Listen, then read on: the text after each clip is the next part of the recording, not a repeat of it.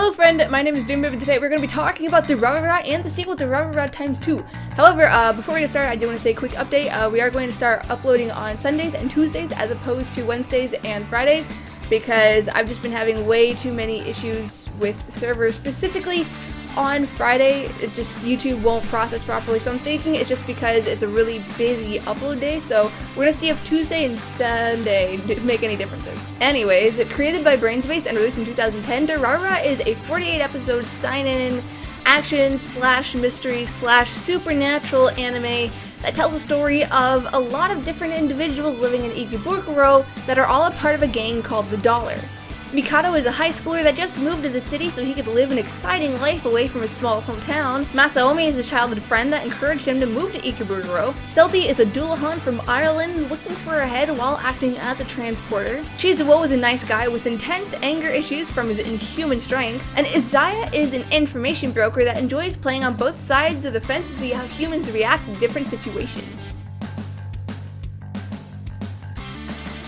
So let's get one thing out of the way right now. I really enjoyed this series. I thought that the general plot was absolutely riveting, and I really felt that both the story and the character development were outstanding. Each character had excellent backstories, had a ton of dimension, and it was really easy to find yourself connected to them as an invested viewer. It helps that there was a wide variety of characters that made things very interesting and colorful. You have the compassionate Celti, the mischievous and slightly sadistic Izaya. You have Masaomi, who just wants to let go of his past. You have the creepy stalker chick with Celti's face, etc. And with this giant cast of characters, we got to see them interact with each other. It wasn't very often, but when it did happen, when we saw these characters interacting with each other on the screen, it made for a really interesting story. Like, it was interesting to see how all of these characters managed their own problems while dealing with the main plot of the series, because they handled it really well on their own, but it was interesting to see how they handled it together as well. I have to say this is especially true for Masaomi, because the thing that was going on with him, I don't want to spoil it, but the thing that was going on with him was just I really liked that. That being said, there was way too much going on.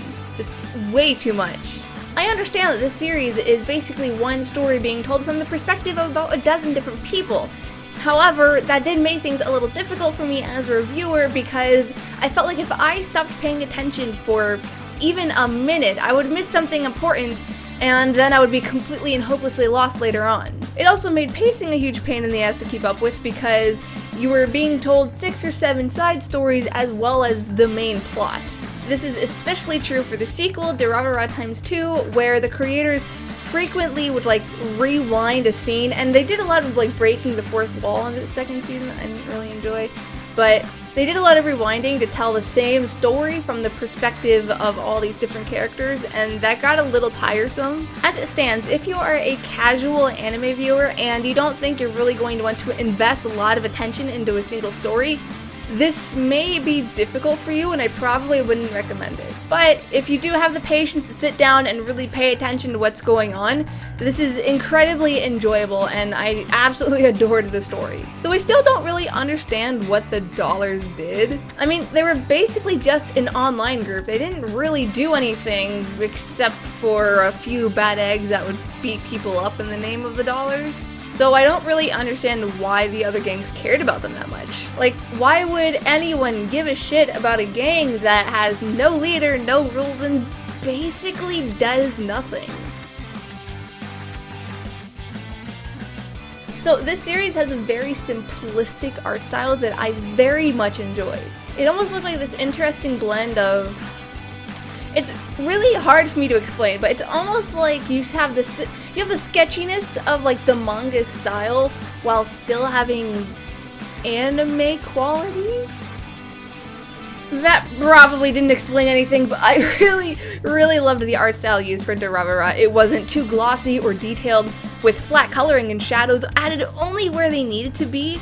And that being said, it didn't feel lazy or boring. So outside of the art quality, let's talk about the character design. Unsurprisingly enough, there really wasn't anything too spectacular about the high schoolers that we represented in the series. Henri, Mikado, and the twins were pretty boring and generic, but The rest definitely had a very unique flair about them. Obviously, Celty is the one that really stands out because she has no head and runs around in a leather outfit and a motorcycle helmet. But when you see like Izaya's sadistic smile, Shizuo's tinted sunglasses with his bartender's outfit, the way Akane's bangs just fall a little too far past her eyes, and Shinra's hairstyle matched with his lab coat, they all have something about them that gives them a very unique flair. They feel very one of a kind without being totally off the wall.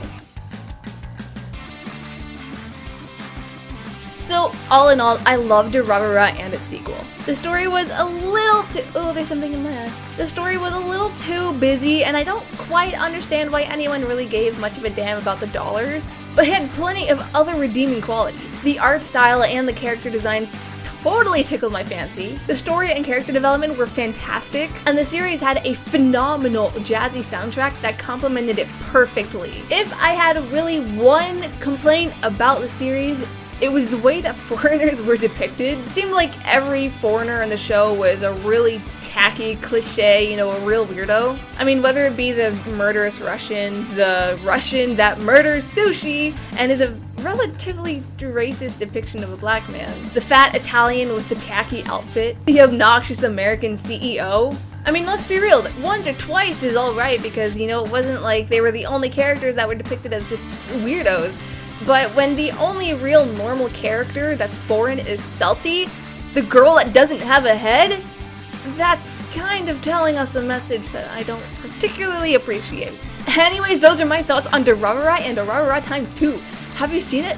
Which character was your favorite? I honestly enjoyed Izaya the most, and I could definitely see myself watching a series that was absolutely just 100% dedicated to him. Let me know in the comments below. Otherwise, you can find all of my social media as well as my Patreon in the description. Happy unbirthday, and I will see you later. Bye!